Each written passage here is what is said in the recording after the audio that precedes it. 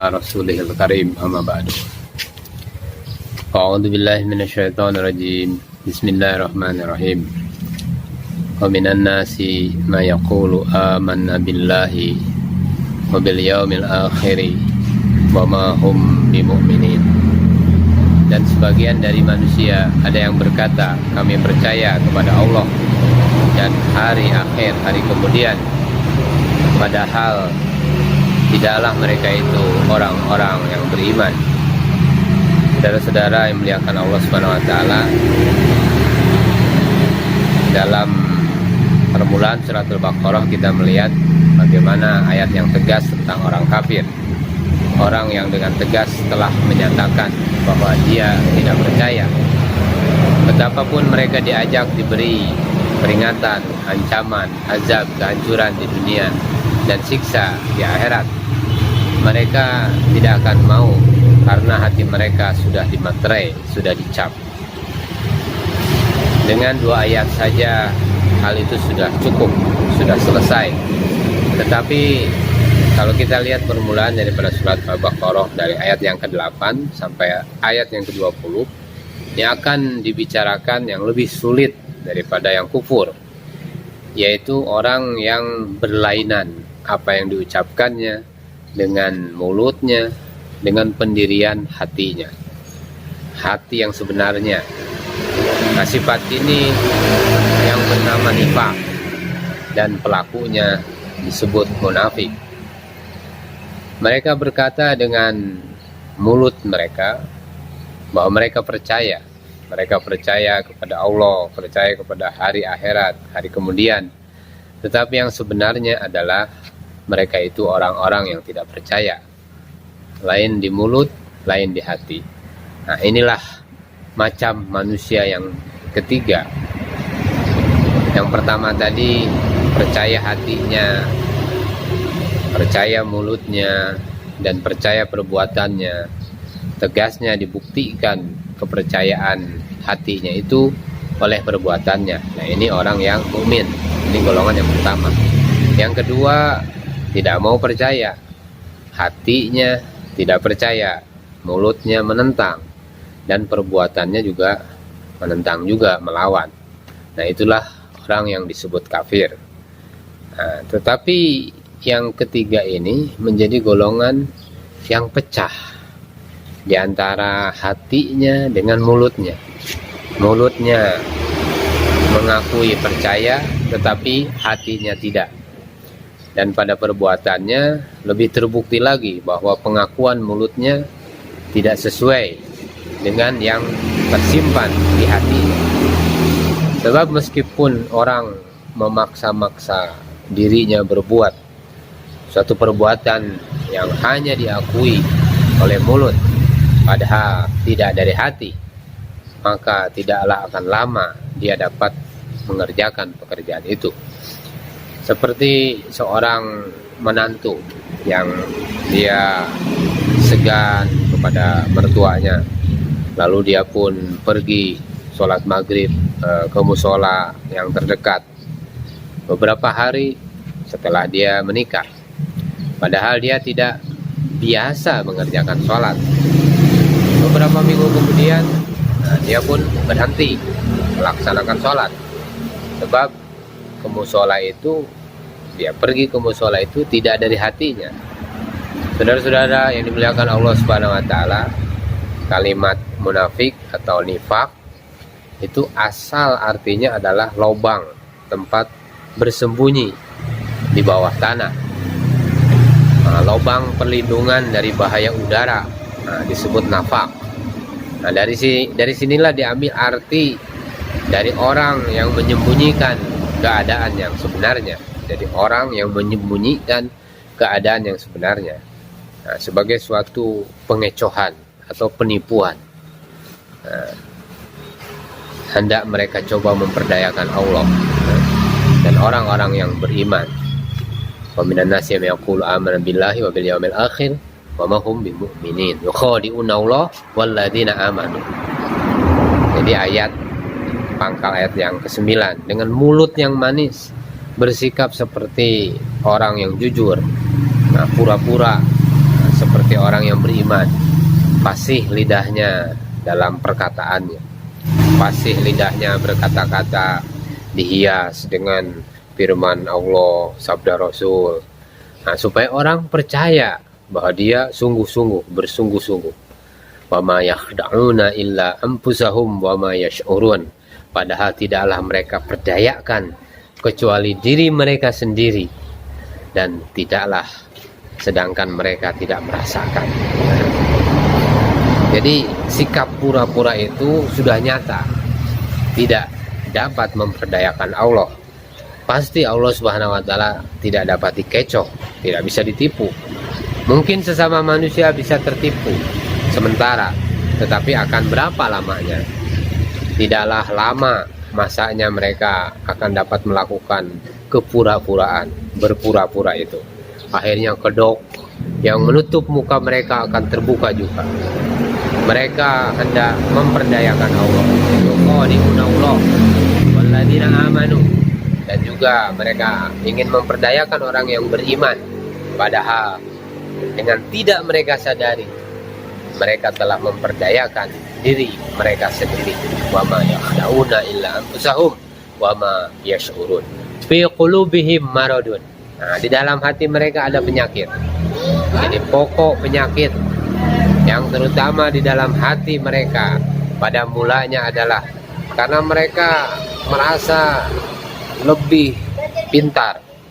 Nah, kedudukan merasa terdesak, yang dilawan terasa lebih kuat.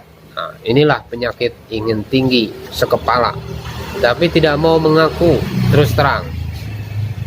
Nah, akan nyata-nyata menolak, takut akan terpisah dari orang banyak.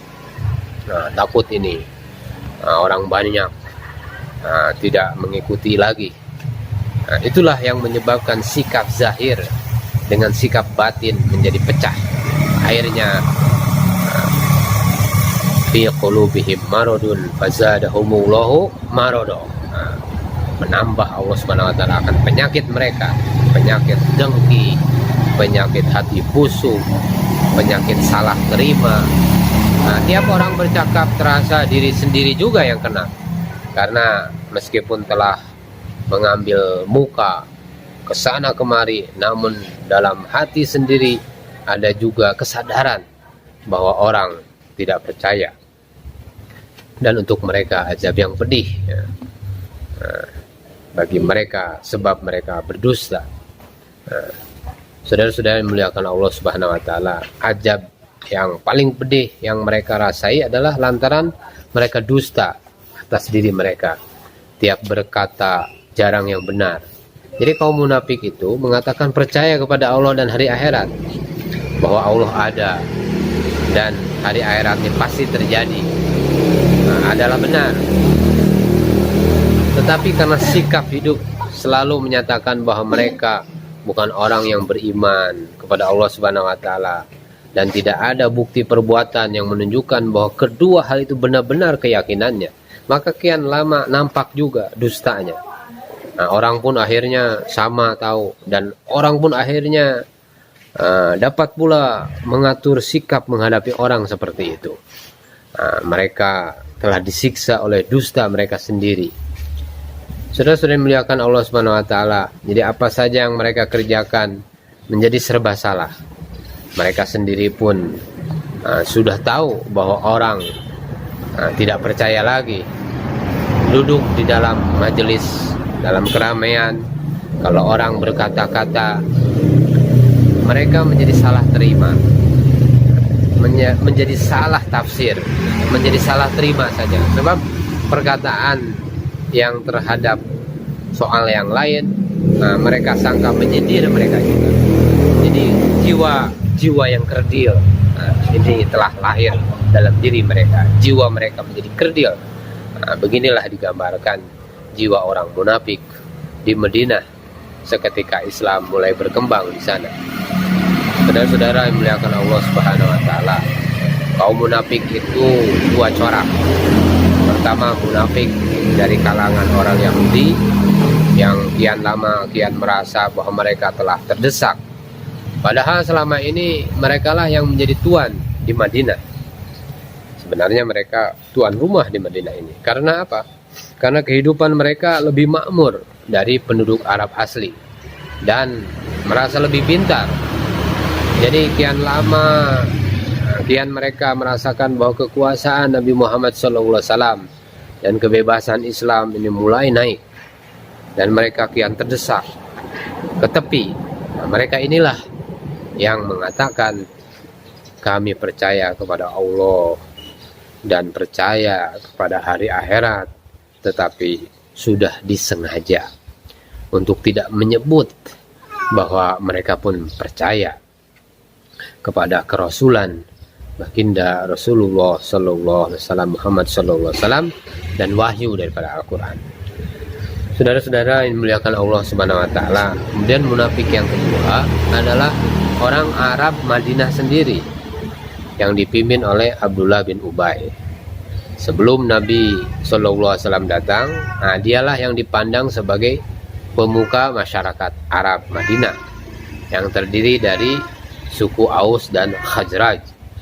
Tetapi setelah datang Nabi sallallahu alaihi wasallam, dia kian lama ditinggalkan orang, sebab kian nyata bahwa dia tidak jujur. Kerjanya di mana duduk hanya mencemooh, menghina, mengkritik kepribadian Nabi sallallahu alaihi wasallam. Tetapi akan menentang berhadapan tidak pula berani, karena takut dia akan disisihkan orang. Beginilah saudara-saudara sekalian gambaran umum dari golongan munafik pada masa itu. Saudara-saudara yang dimuliakan oleh Allah Subhanahu wa taala, wa idza qila lahum la tufsidu fil ard qalu innama nahnu muslihun.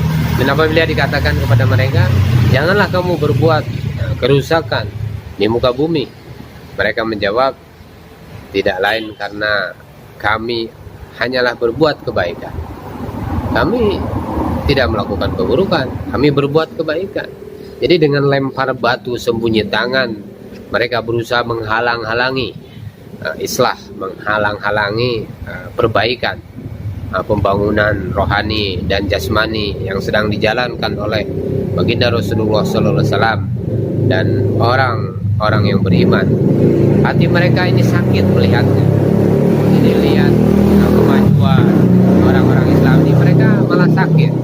Lalu mereka buat sikap lain secara sembunyi-sembunyi untuk menentang perbaikan itu. Jadi pembangunan yang dibuat oleh Rasulullah SAW dan para sahabat, kalau itu membuat mereka jadi sakit, makin sakit. Kalau ditegur secara baik, jangan begitu, mereka jawab bahwa maksud mereka adalah baik. Mereka mencari jalan perbaikan, mencari jalan rekonsiliasi atau jalan yang damai. Jadi lidah yang tidak bertulang ini pandai saja menyusun kata-kata yang elok-elok bunyinya, padahal kosong isinya. Rekonsiliasi, tapi intinya mereka malah yang berbuat kerusakan. Mereka yang menuduh Rasul dan para sahabat yang berbuat kejahatan. Ketahuilah bahwa sesungguhnya mereka itu perusak. Ala innahum humul mufsidun. Mereka ini adalah orang yang berbuat kerusakan, tapi mereka tidak sadar. Walakila yash'urun. Jadi dengan cara diam-diam, munafik Yahudi ini telah mencari daya upaya. Bagaimana supaya segala rencana Nabi SAW ini kandas. Orang-orang Arab dusun yang belum ada kepercayaan, kalau datang ke Madinah, kalau ada kesempatan, mereka dibisiki oleh mereka, dicemoohkan Islam ini. Padahal sejak Nabi SAW datang ke Madinah, telah diikat janji akan hidup berdampingan secara damai. Mereka tidak sadar bahwa perbuatan mereka itu merusak. Perbuatan mereka ini berbahaya, terutama kepada kedudukan mereka sendiri. Sebab Islam tidak akan lemah, tetapi akan bertambah kuat. Kalau ditanyakan, mereka menyatakan bahwa maksud mereka baik, mencari jalan damai, mencari rekonsiliasi. Jelaslah bahwa perbuatan mereka yang amat berbahaya itu tidak mereka sadari. Walakila yash'urun, karena hawa nafsu belaka, nafsu yang pantang merendah. Kalau mereka berpegang benar-benar dengan agama mereka, agama Yahudi, tidaklah mungkin mereka akan berbuat demikian. Tetapi saudara-saudara sekalian, setelah agama menjadi semacam ta'assub, menjadi semacam fanatik, membela golongan, walaupun dengan jalan yang salah, jadi tidaklah mereka sadari lagi apa akibat dari pekerjaan mereka. Mereka tidak memikirkan argumen, tapi sentimen yang ada pada diri mereka. Dalam hal ini kadang-kadang mereka berkumpul jadi satu dengan munafik golongan Abdullah bin Ubay. Saudara-saudara sekalian yang dimuliakan Allah Subhanahu wa taala, ayat ini sudah menegaskan, ketahuilah, innahum humul mufsiduna. Sesungguhnya mereka itu perusak-perusak semua. Justru yang merusak persatuan, merusak pembangunan itu adalah mereka. Tetapi mereka tidak sadar. Jadi saudara-saudara sekalian, ayat ini telah membayangkan apa yang akan kejadian di belakang, yang akan membuat celaka bagi diri mereka. Mereka tidak menyadari akibat di belakang. Nampak di sini bahwa yang salah adalah pemimpin, adalah pimpinan yang cerdik, yang memikirkan lebih jauh di antara mereka. Saudara-saudara sekalian yang dimuliakan Allah Subhanahu wa taala, ayat yang selanjutnya menunjukkan benar-benar bagaimana isi jiwa mereka yang sebenarnya, sehingga timbul perangai munafik itu, ya. Apabila dikatakan kepada mereka, aminu kama amanan nas, qalu anu'minu kama amanas sufaha, maka mereka menjawab, apakah kami akan beriman sebagaimana berimannya yaitu orang-orang yang bodoh-bodoh itu. Jadi dikatakan kamu beriman sebagaimana telah beriman manusia yang lain, yaitu para sahabat. Mereka jawab, apakah kami akan beriman sebagaimana berimannya orang-orang yang bodoh-bodoh itu? Ketahuilah sesungguhnya mereka itu adalah yang bodoh-bodoh itu. Akan tetapi mereka tidak tahu. Jadi saudara-saudara sekalian yang dimuliakan oleh Allah Subhanahu wa taala, inilah rahasia pokok, rahasia utama, merasa diri lebih pintar. Orang lain tuh bodoh-bodoh, itu yang mengikuti Rasul tuh bodoh-bodoh, merasa diri turun derajat kalau mengakui percaya kepada Rasul. Sebab aku adalah orang yang berkedudukan tinggi selama ini, baik pemuka-pemuka Yahudi ataupun Abdullah bin Ubay dan pengikut-pengikutnya juga. Mereka memandang bahwa orang-orang yang telah menyatakan iman kepada Rasulullah SAW itu bukanlah dari golongan orang-orang yang terpandang dalam masyarakat selama ini. Itu mereka tidak tahu, katanya. Itu anak-anak kemarin sore saja, mereka belum ada kedudukan dalam masyarakat. Saudara-saudara sekalian, mereka tidak hendak menilai apa artinya beriman. Yang mereka nilai itu hanya kedudukan dari orang-orang yang telah menyatakan iman. Mereka pandang bahwa orang-orang yang menjadi pengikut Muhammad itu hanyalah orang-orang yang bodoh-bodoh, sedangkan mereka merasa mereka ini orang-orang yang pintar-pintar.